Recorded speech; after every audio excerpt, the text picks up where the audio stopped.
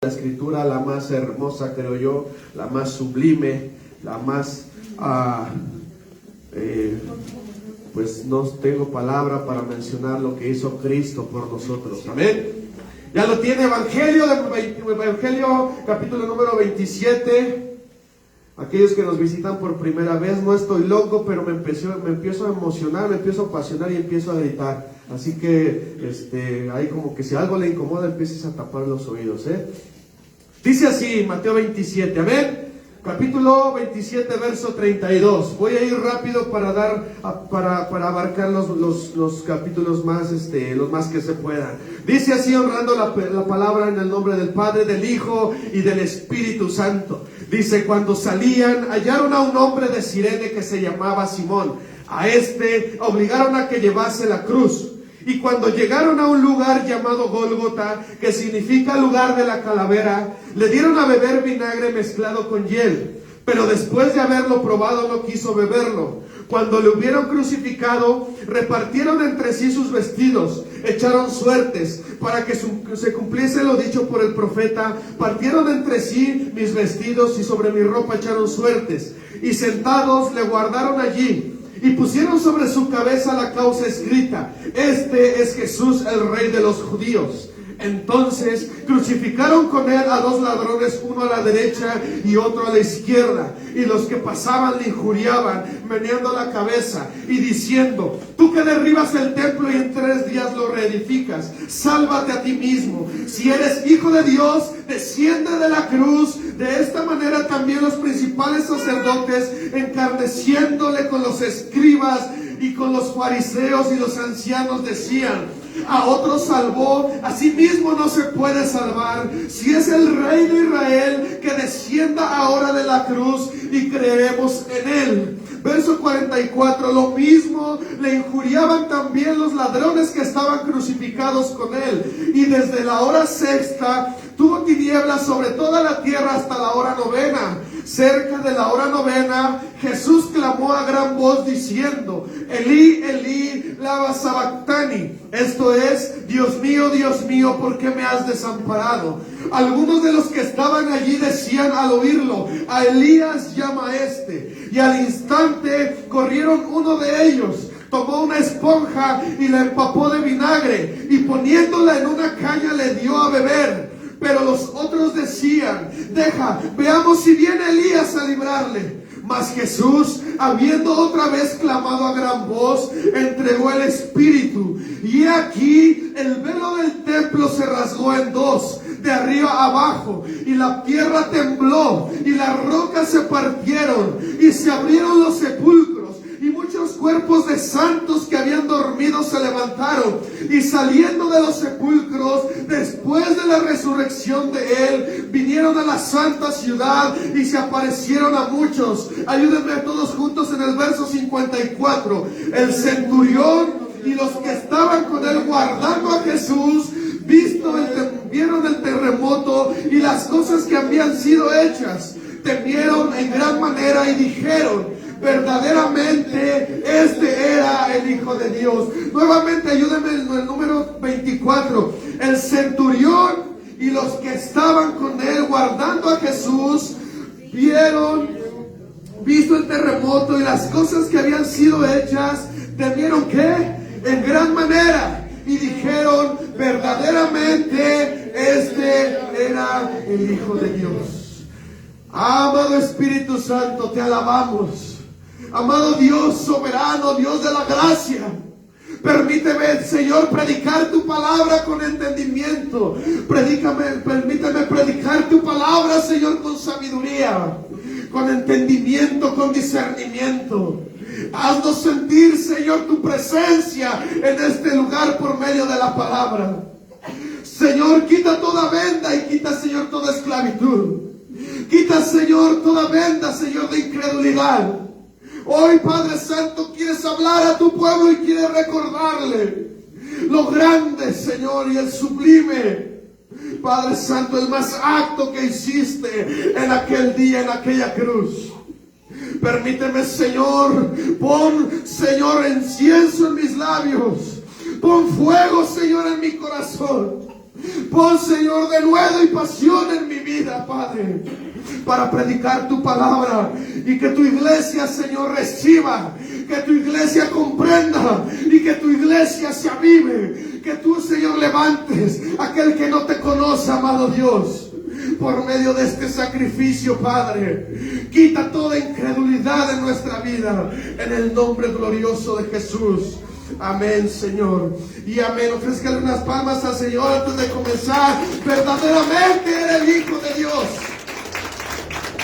Verdaderamente es el Hijo de Dios. Amada iglesia, el mundo se la ha pasado con incredulidad. El mundo, vivimos en un tiempo donde, Señor, donde todas las personas, donde todo el mundo, la mayoría de personas, aún ponen en duda, aún ponen en juicio lo que Jesús hizo aquí en la tierra. Vivimos en un mundo donde el enemigo nos siembra esa duda, donde nos pone esa venda de incredulidad, donde apaga nuestra fe, donde apaga nuestro espíritu. La iglesia necesita reconocer y la iglesia necesita avivarse.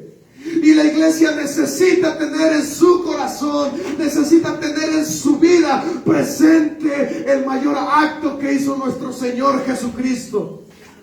Miren, ese tiempo el pueblo, había un tiempo después del Antiguo Testamento donde el pueblo había vivido, estaba experimentando un silencio de 400 años. Un silencio donde el cual el pueblo clamaba y anhelaba a un hombre que le rescatara, a un hombre que le redimiera. La Escritura nos habla que aquellos profetas profetizaban sobre aquel Mesías, profetizaban sobre aquel hombre que iba a salvar al pueblo, y no solamente al pueblo, sino después al mundo entero. Pero el pueblo cayó en incredulidad, el pueblo cayó en idolatría, el pueblo cayó en esa ceguera espiritual. El pueblo tenía por concepto que aquel hombre, que aquel personaje, aquel profeta se iba a levantar como un justiciero. El pueblo pensaba que iba a llegar un Mesías, el cual lo rescatara del sometimiento de los romanos.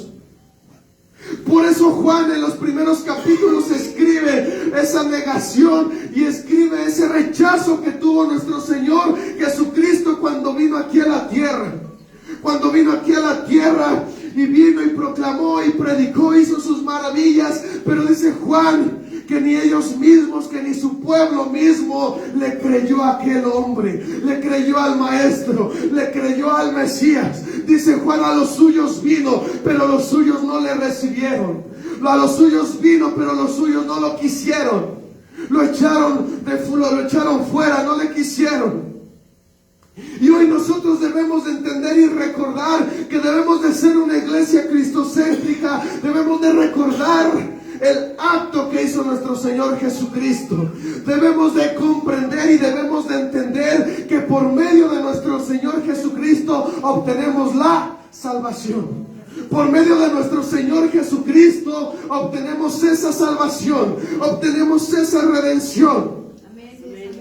A más, iglesia, más de 2000 años seguimos pensando o seguimos teniendo en duda si realmente vino el Hijo del Hombre. Historiadores, hombres eruditos que quieren quitar, que quieren cegar, que quieren mentir al mundo entero diciendo que aquel hombre era un hombre cualquiera, era un profeta cualquiera. Pero nosotros tenemos que tener la convicción, la seguridad de que aquel hombre llamado Cristo Jesús vino a esta tierra con toda seguridad y toda firmeza. Debemos de comprender que gracias a Él y gracias a lo que Él hizo en la cruz, nosotros hoy tenemos salvación, nosotros hoy tenemos vida, hoy tenemos vida eterna, hoy gozamos de ese precioso regalo, de ese hermoso regalo que tenemos. Pero hay que romper y hay que vencer, es el tema, es lo más fuerte que Dios habló en nuestra vida. Hay que romper con esa incredulidad que acaparó al pueblo, esa incredulidad que cegó al pueblo. Y que hoy, iglesia, en nuestra mente y en nuestro corazón no tengamos duda. Y que hoy comprendamos también como titulamos en esta mañana, verdaderamente aquel hombre era el Hijo de Dios. Verdaderamente el que nos salvó se llama Cristo Jesús. Verdaderamente es el Hijo de Dios. Pero es lo que tenemos que comprender.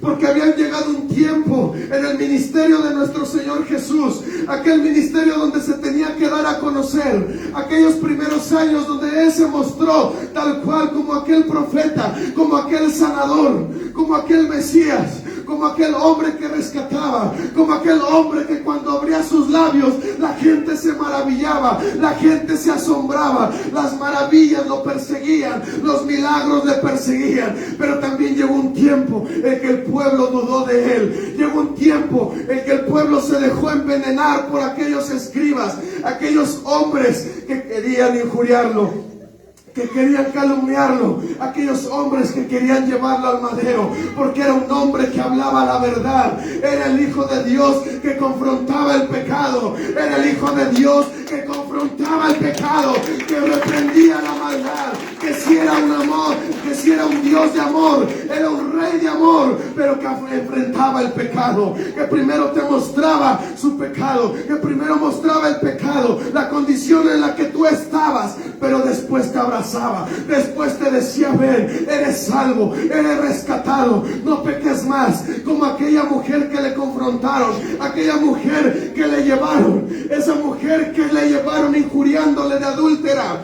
Jesús sí reprendió el pecado, Jesús no avergonzó, pero Jesús le dijo: mira, vete y no peques más.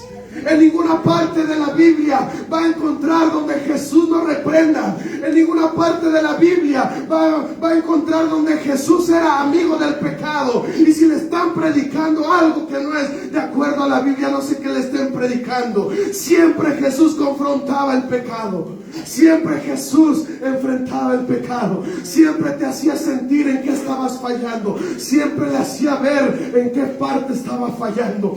Por eso aquellos escribas, por eso aquellos fariseos iban en contra de todo lo que hacía Jesús. Por eso aquellos hombres le llevaron a aquel madero, le llevaron ante Pilato, le llevaron a aquel tiempo donde fue acusado. Dice en el verso 27, no quiero extenderme, en el verso número 27, déjeme buscarlo de Lucas, verso 27, si lo tiene ahí, Lucas 27.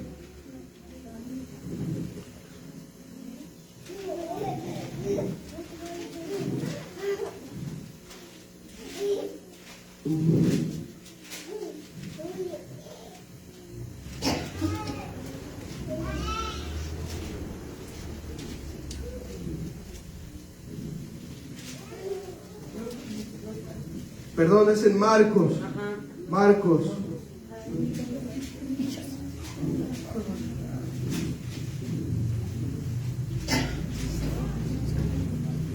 Ahora bien, dice,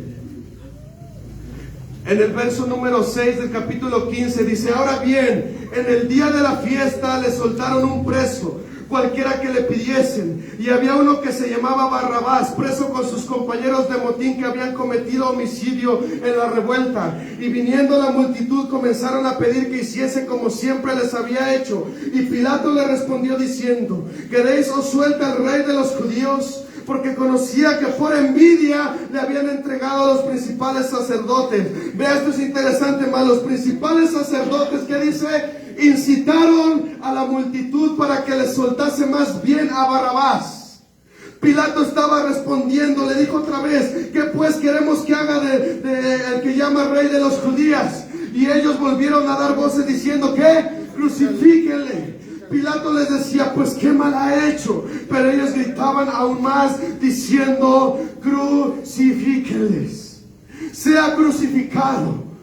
Aquellos hombres, aquellos fariseos, aquellos hombres estaban implorando, aquellos hombres estaban causando un alboroto, aquellos hombres estaban pidiéndole al pueblo, estaban organizando y estaban ahí causando esa influencia para que el pueblo gritara crucifíquenle, para que el pueblo, en vez de preferir salvar a su maestro, al Mesías, salvaran a un hombre que era un hombre homicida, que era un hombre lleno de mal. Y eso es algo que nosotros debemos de tener en nuestro corazón. Mira, nos hablaba Dios en esta parte. Nosotros podemos ser esa multitud. A veces podemos pensar que nuestro pecado es mínimo. A veces nosotros podemos pensar que porque gritamos igual que la multitud, que somos igual que el mundo, nuestro pecado es menor.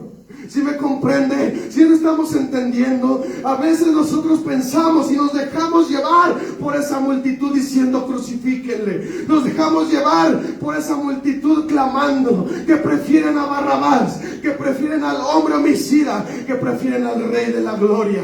Usted tenga cuidado, amada iglesia. No se deje llevar en esa masa. No se deje llevar en esa masa de perdición. No se deje llevar en esa masa de perdición. Aun cuando la gente grite, aun cuando la gente clame, aun cuando la gente empiece a decir que sea crucificado, no debe de llevarse, no debe de dejarse llevar por aquellas personas, no debe de dejarse llevar por aquellos pensamientos. Mire, fue algo increíble y algo que nos duele y algo que nos debería de doler en nuestro corazón. Jesús fue comparado, fue preferido un hombre asesino. Debemos de comprender que a Jesús se le comparó con un hombre asesino. Y la multitud quería sangre. La multitud no le importaba, inclusive cuando este hombre empezó a decir que Jesús era inocente. El pueblo también empezó a gritar: no me interesa lo que pase, yo quiero ver a ese hombre crucificado. No me interesa si la sangre de ese justo viene sobre nosotros. Tenga cuidado, porque es maldición lo que nosotros podemos acarrear. Aunque nosotros no lo veamos en esa magnitud, aunque nosotros no lo veamos en ese plano espiritual, debemos de tener cuidado. Aquellos hombres, el pueblo entero empezó a decir con sus palabras: no importa que la sangre caiga sobre nosotros, y aparte, ¿sobre qué? Sobre nuestras generaciones. Qué tremendo es lo que hizo el pueblo. Qué horrible fue lo que hizo el pueblo. Dejarse llevar por aquellos fariseos. Dejarse llevar por el odio. Dejarse llevar por el repudio que le estaban haciendo a Jesucristo en ese momento. Sin importarle la sangre y sin importarle la maldición que iba a venir sobre sus generaciones. Por eso le digo, debemos de tener cuidado con lo que hacemos. Debemos de tener cuidado con lo que decimos. Debemos de tener cuidado cuando negamos. Debemos de tener cuidado cuando nosotros somos partícipes de lo que está aconteciendo en contra del reino, en contra de Cristo. Debe de tener cuidado, porque la sangre puede venir sobre nosotros, la maldición puede venir sobre nosotros. Amén. No se deje llevar, amada iglesia. No se deje llevar. Dice en el verso número 32, en el 27, dice entonces, 26, entonces dice que soltaron a Barrabás, le azotaron a Jesús, se le entregó para ser crucificado. Dice que aquellos hombres, aquellos soldados lo llevaron alrededor. Dice que le desnudaron y le echaron encima un manto de escarlata. Dice que pusieron sobre su cabeza una corona tejida de espinas y una caña en su mano derecha. Dice que hincando de rodillas delante de él, le encarnecían, se burlaban diciendo: salve el Rey de los judíos. Es un tiempo en el cual estos hombres le injuriaron. Es un tiempo en el cual estos hombres lo amedrentaron. Es un tiempo en el cual padeció nuestro Señor Jesucristo. Le avergonzaron, le humillaron, le dieron esa humillación, le desnudaron. Mire, yo estaba investigando solamente aquellas personas que eran crucificadas, que era el acto más terrible y el acto más feo en ese tiempo, el castigo sobre las personas más malvadas. Se le desnudaba, pero estando en la cruz. Se le desnudaba, pero ya llegando a aquel lugar donde se le crucificaba. Y nuestro Señor Jesús tuvo que sufrir esa desnudez. Nuestro Señor Jesucristo tuvo que experimentar esa vergüenza. La vergüenza que hoy Dios quiere rescatarte. La vergüenza en la cual Dios quiere sacarte. Él ya pagó. Él ya lo sufrió. Él sufrió esa vergüenza por amor a ti y por amor a mí. Él ya la pagó, pero debe de comprender que esa vergüenza Él la vivió. Debe de comprender que esa vergüenza Él la experimentó, de haber sido desnudo en medio de la multitud, de haber sido desnudo en aquel lugar donde miles de personas le estaban viendo, donde le azotaron, donde se burlaron de Él antes de llevarle a la crucifixión. Y después, de una manera burlónica, le ponen ese manto escarlata, haciéndole pensar que era un rey, haciéndole pensar que era el rey de los judíos. Pero dice que también tomaron una caña en su mano y se la dieron, pero con esa misma le golpearon, con esa misma le golpearon. Dice que se arrodillaban delante del Mesías. Dice que aquellos se arrodillaban y le hacían burla y le escupían. Él sufrió, Él padeció por ti y por mí. Él sufrió esa vergüenza, iglesia. Él sufrió aquello que hoy nosotros somos libres de sufrir esa parte. Pero todo esto por amor a ti y a mí. Pero entonces esto nos hace reflexionar cómo estamos caminando con el Señor. Esto nos hace reflexionar a quién estamos siguiendo. Esto nos hace reflexionar por quién estamos viviendo. Esto nos hace reflexionar cómo estamos representando a Jesús en nuestra vida. Cómo le estamos rechazando. Cómo le estamos injuriando con nuestra actitud, con nuestra forma de andar. Con nuestra forma de andar, que hoy somos cristianos y el día de mañana somos del mundo. No se le olvide, no se le olvide y tenga presente, Dios nos está recordando, Dios nos está hablando que recuerdemos lo que Él hizo. Lo que Él hizo en aquel momento. Dice después en el verso 32 que cuando salían hallaron un hombre de Cirene que se llamaba Simón, y a este obligaron a que llevase a la cruz. Si algo nos estaba hablando el Señor es esta parte también. No sé si tú estés siendo obligado a llevar la cruz de nuestro Señor en este momento. No sé si tú estés siendo obligado a representar a Dios. No sé si tú estés obligado a estar en este lugar. No sé si tú estés obligado a decirte cristiano. Si comprende, si me doy a explicar, no sé si usted esté siendo obligado o por su voluntad está llevando el madero, o por su voluntad está llevando el madero. Solamente usted y Dios sabe. Solamente usted y Dios sabe si hoy en este lugar está por obligación. Solamente usted, su corazón y Dios sabe si hoy usted está obligado a tocar el teclado. Solamente usted y Dios sabe si está obligado a tocar la batería. Solamente usted sabe si está obligado a estar en este lugar a temprana edad. Solamente usted y Dios sabe si realmente está llevando esa cruz o lo están obligando. Amén. Apláudale al Señor para que no se me agüiten.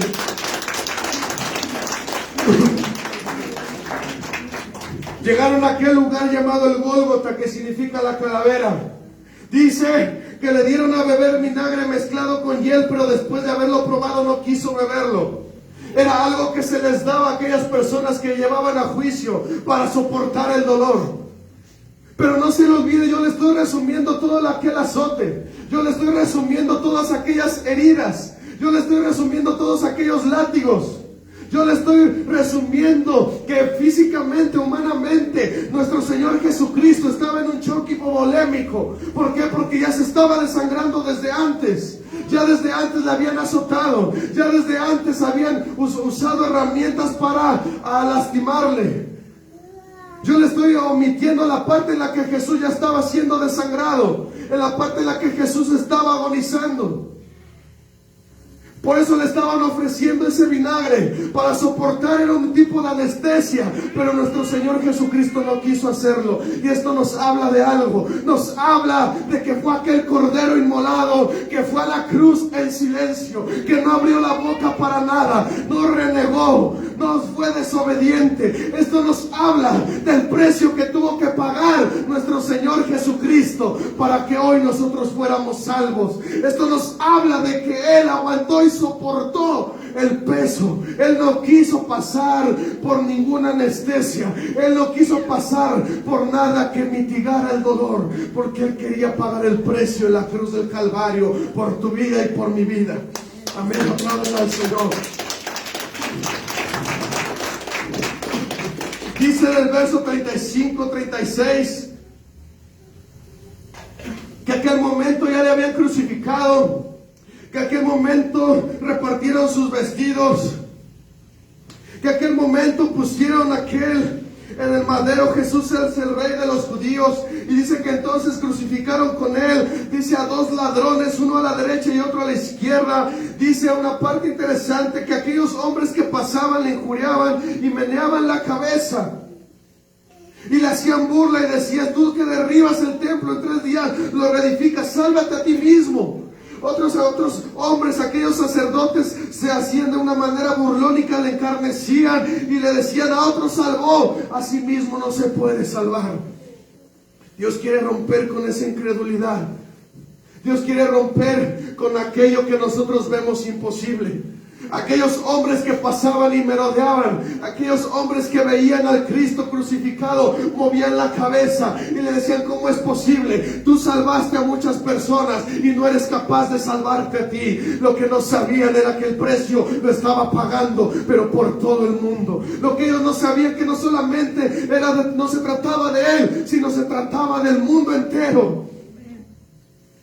Pero ellos se burlaban. Ellos le decían: a muchos salvaste, sálvate tú mismo. Baja de esa cruz, desciende ahora de la cruz.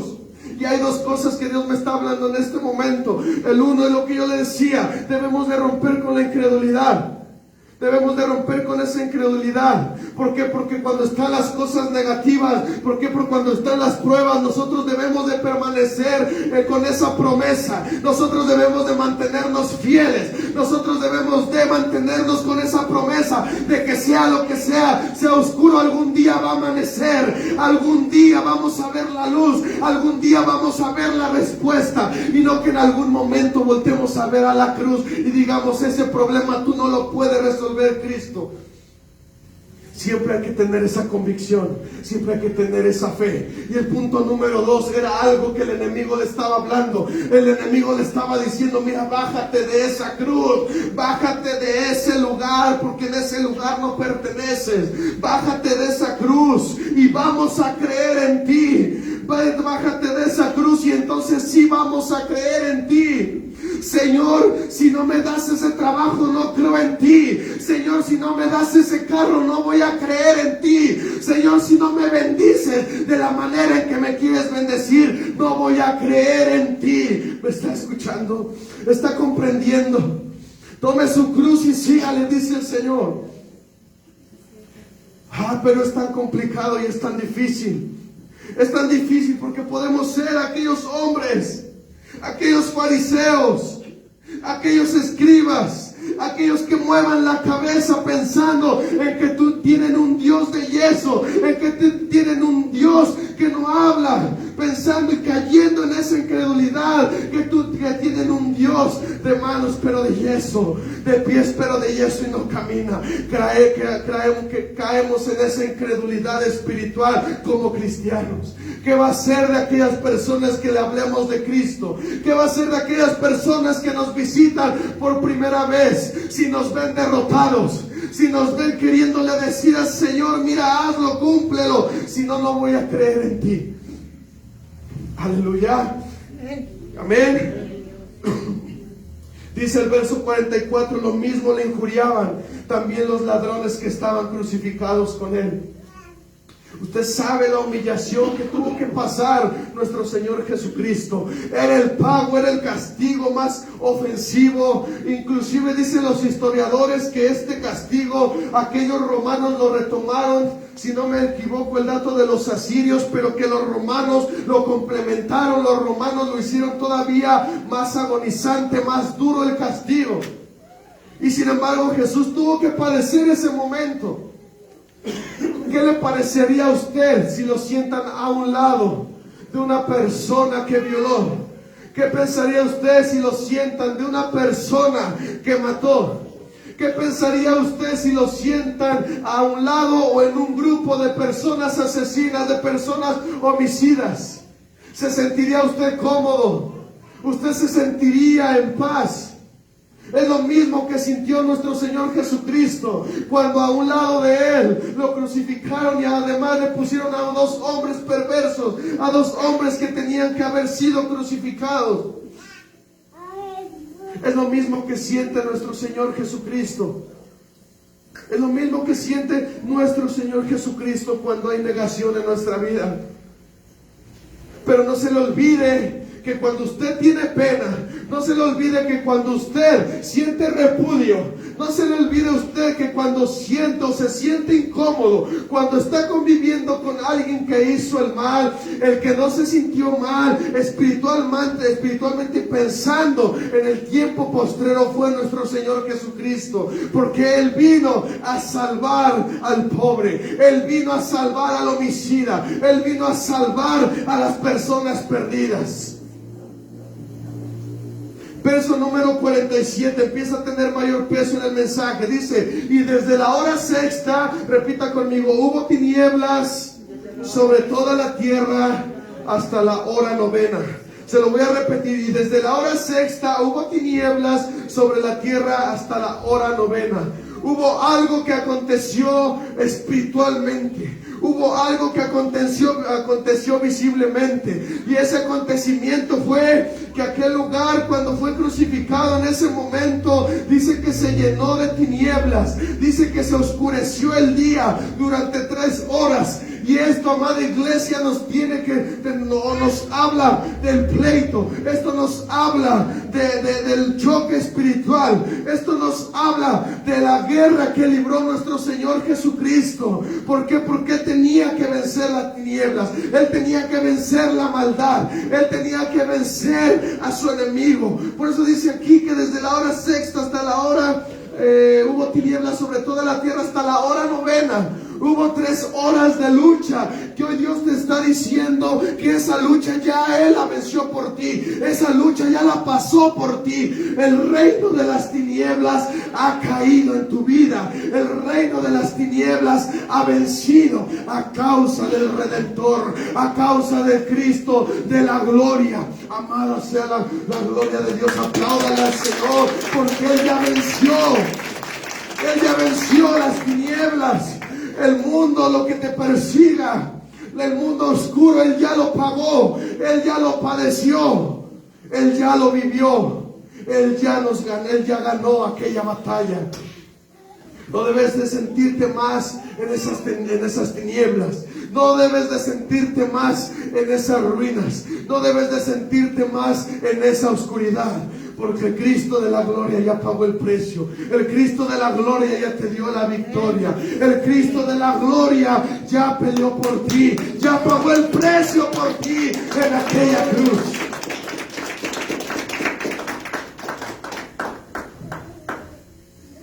Verso 46 dice, llegando esa hora, Jesús clamó a gran voz diciendo, Elí, Elí, lama sabactani.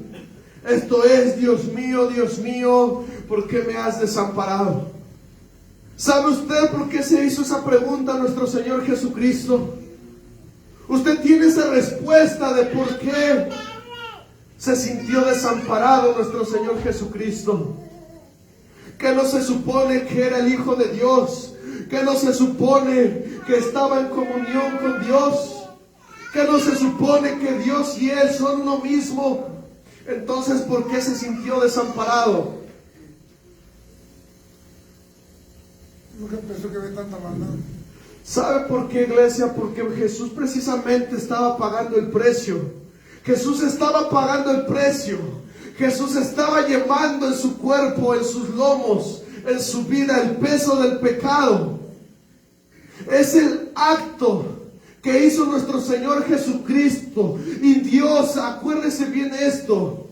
Y si no me lo cree, investíguelo. Está usted en su derecho de estudiar teología. Dios no es un Dios de pecado. Dios es un Dios de justicia.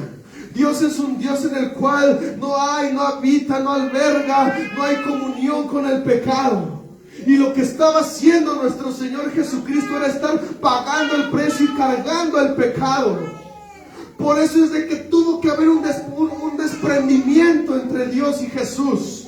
¿Por qué? Porque Él estaba pagando el precio. Él estaba haciendo lo que nosotros debemos de conocer como la salvación. Estábamos siendo salvos por nuestro Señor Jesucristo. Por cuanto todos pecaron, fuimos destituidos de la gloria de Dios, dice la palabra.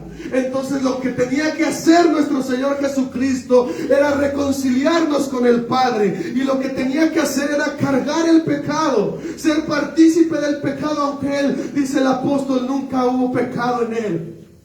Por eso es de que Jesús se sintió desamparado en esos momentos. Porque Él estaba pagando, Él estaba haciendo el pecador. Él estaba poniéndose en tu lugar. Él estaba poniéndose en tu lugar. Por eso es de que Jesús se sintió desamparado.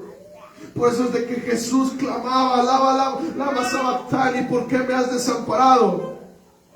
Pero sin embargo, ahí aquellos hombres dicen que aquellas personas estaban llamando a Elías.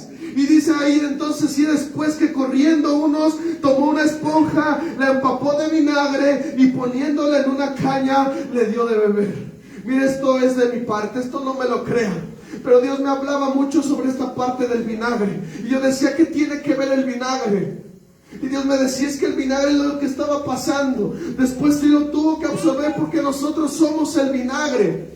Nosotros fuimos aquel trago amargo que Cristo tuvo que pasar. Nosotros somos ese trago amargo. Nosotros representamos ese trago amargo, ese vinagre, porque hay maldad en nuestra vida, porque hay maldad o había maldad en la humanidad. Y Cristo tenía que absorberlo. Cristo tenía que pagarlo. Le digo, a mí no me crea, es algo que Dios me daba, no me lo crea. Pero nosotros representamos ese vinagre. Nosotros representamos ese vinagre que tuvo que padecer nuestro Señor Jesucristo, que tuvo que digerir para romper con esa incredulidad. Amén. Dice más adelante algo bien importante. Váyame ayudando en la pantalla si lo tiene. Éxodo 26, 31 al 33. Éxodo 26.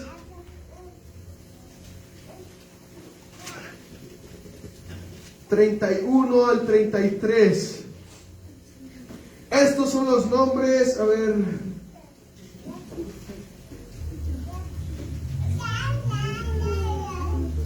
Ahí está.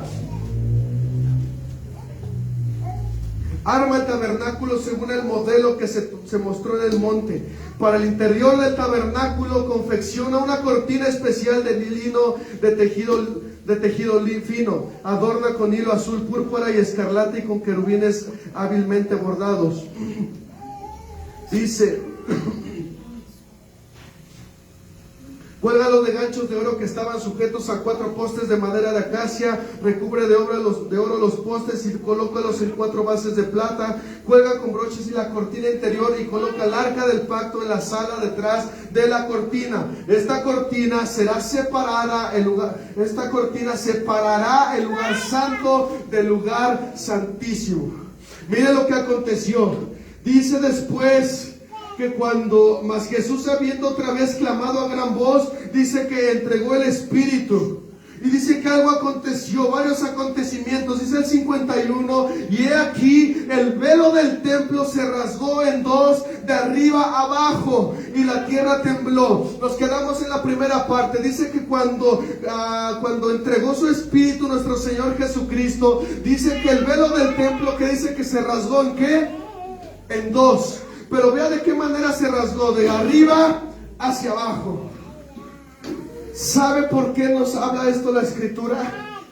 ¿Y sabe por qué le leímos en Éxodo? Donde el tabernáculo tenía que tener características y donde habla de ahí que tenía que haber una cortina, la cual esa cortina dividía el lugar santo y el lugar santísimo.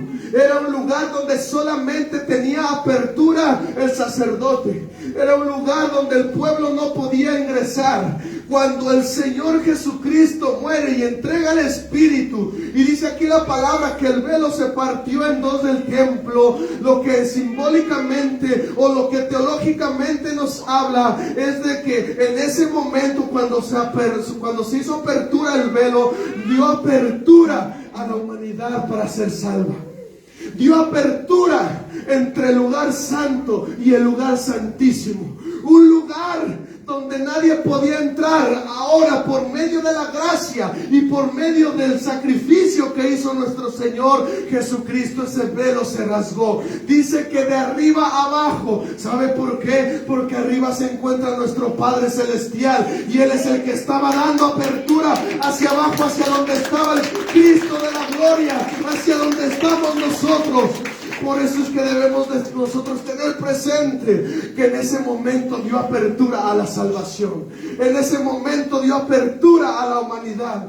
El precio estaba siendo pagado. La sangre del Cordero que había sido vertida estaba pagando el precio para que nosotros tuviéramos acceso al lugar santísimo. Para que no hubiera intermediario entre el hombre y Dios. Solamente el intercesor es Cristo Jesús. Pero de ahí en fuera no hay nada que nos impida, apláudele al Señor, no hay nada que nos impida estar en la presencia de Dios.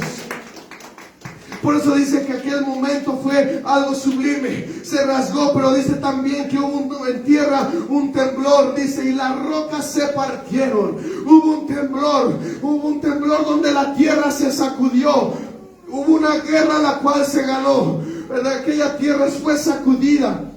Fueron sacudidos, y deben de ser sacudidos todos nuestros pensamientos de incredulidad, todos nuestros pensamientos de rechazo, todo aquello. Dice también, las rocas se partieron. Hoy, amada iglesia, los corazones duros, los corazones tienen que romperse, los corazones tienen que desgarrarse. Hoy este lugar debe de temblar. Hoy usted debe de temblar, me está explicando. Hoy su vida debe de cambiar, porque el precio ya lo pagó nuestro Señor Jesucristo. La apertura ya la pagó nuestro Señor Jesucristo. Amada iglesia, haz temblar la tierra, haz temblar al enemigo, haz temblar tus obstáculos, haz temblar lo que esté pasando en tu vida que no te deja avanzar. Y aquellos que tengan corazón duro, dice también la palabra, yo les voy a hacer un corazón nuevo, un corazón que ame, un corazón que palpite, un corazón apasionado, un corazón conforme a Dios. Dice aquí el acontecimiento, se abrieron los sepulcros. Aquellos sepulcros, dice, muchos cuerpos de santos que habían dormido se levantaron. Fue algo tremendo, fue algo que experimentó en aquel lugar, por lo menos aquí hablando aquel centurión, aquellos soldados, aquellas personas. Dice que los sepulcros fueron abiertos, y que no solamente fueron abiertos a causa del temblor, sino que esas personas prácticamente, que dice, resucitaron. Esas personas aparecieron en aquella ciudad. Fue algo que ellos tenían que haber visto con sus ojos para creer. Dice, los cuerpos de santos habían dormido y se levantaron, saliendo de los sepulcros. Después de la resurrección de Él, vinieron a la santa ciudad, dice, y aparecieron a muchos. Hay algo que nosotros debemos de romper. Váyase poniendo de pie, voy terminando. Hay algo que nosotros debemos de romper, y es esa incredulidad. Hay algo que nosotros debemos de romper, es la incredulidad.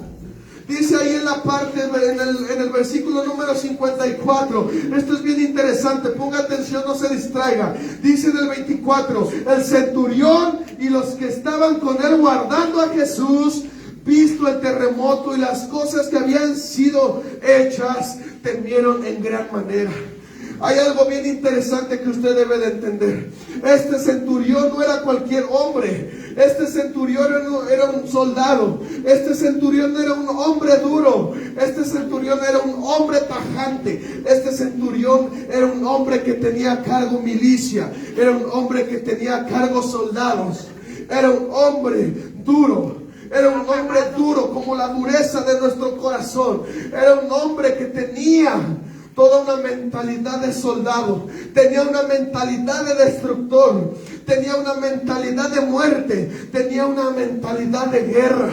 Y dice, sin embargo, aquí que este centurión estaba con él y viendo aquellas cosas, dice que hubo temor en su corazón. Hubo temor en aquel hombre y empezó a decir, verdaderamente era el Hijo de Dios. Hubo ese reconocimiento de parte del centurión. Hubo esa ilustración en su vida. Hubo esa revelación en su vida. A pesar de que era un hombre duro, mire, usted podrá ser el hombre más duro de la tierra. Usted podrá ser capitán. Usted podrá ser judicial. Usted podrá ser de la Sedena. Usted podrá ser el capitán, el mayor, el teniente. Podrá ser el hombre más duro de este mundo. Pero ante nuestro Señor Jesucristo, ante los acontecimientos, ante la verdad, usted tiene que cambiar.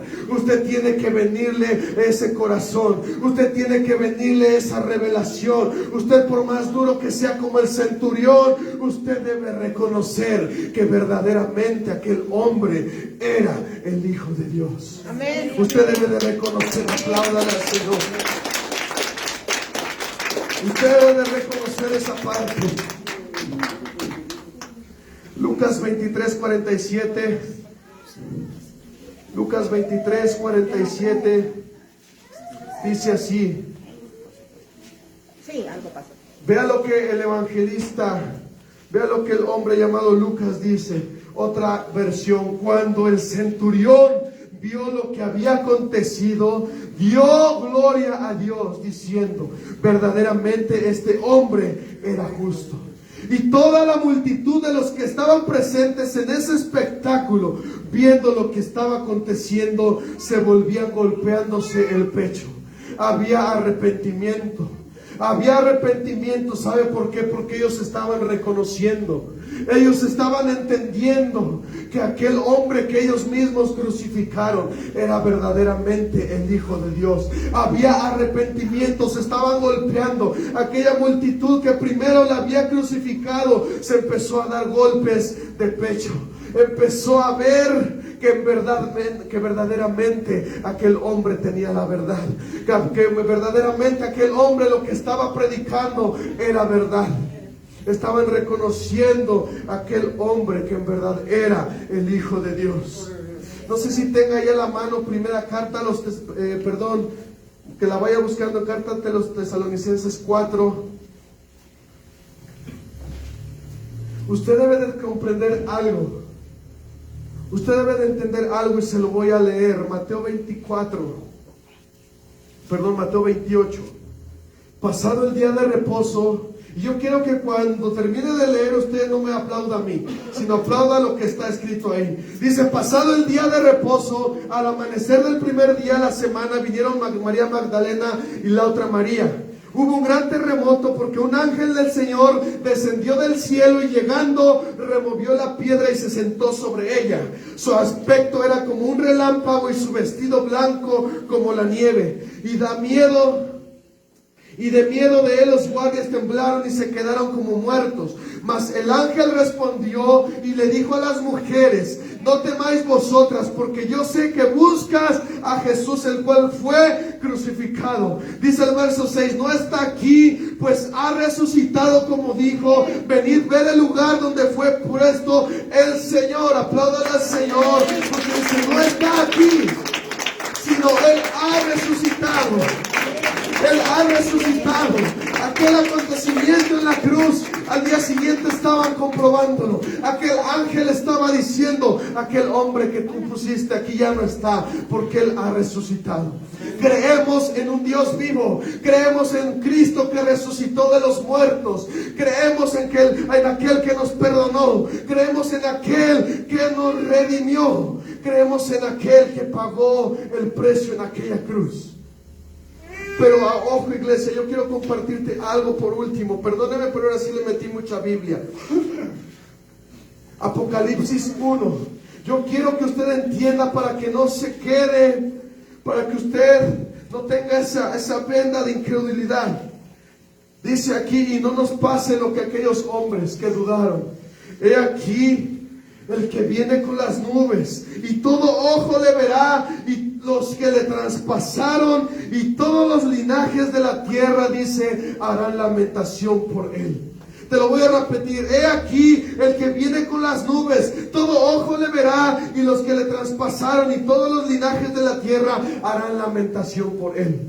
Es un tiempo, iglesia, de reflexión. Es un tiempo en el que usted vuelva a los pies de Cristo. Es un tiempo en el cual usted acepte a Cristo como su Salvador. Es un tiempo en aquel que tenemos todavía la oportunidad de redimir. Tenemos todavía la oportunidad de volvernos a Dios. Es un momento en el cual nosotros, aquellos que se han ido, aquellos que se han desviado, aquel que su fe ha menguado, es un tiempo para que no nos pase como aquellos hombres, como aquellas multitudes. Porque dice aquí en el libro del Apocalipsis, el libro de la Revelación, va a venir en algún momento, algún día, el día nadie lo sabe, pero va a venir como voz, con voz de mando, dice, con voz de trompeta. Y aquí dice, entre las nubes va a venir, y todo ojo le verá, y los que le traspasaron, y todos los linajes de la tierra harán lamentación por él. ¿Por qué? Porque va a ser demasiado tarde. Porque va a ser demasiado tarde cuando usted escuche el sonido de las trompetas. Va a ser demasiado tarde cuando usted vea a Jesús en todo su esplendor.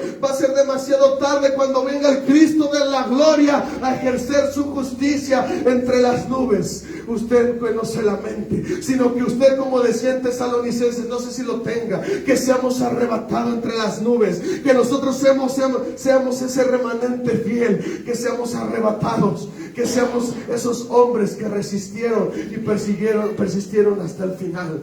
Amén. Así que hoy es un buen momento. Ayúdeme, pase el grupo y vamos a alabar al Señor por un momento.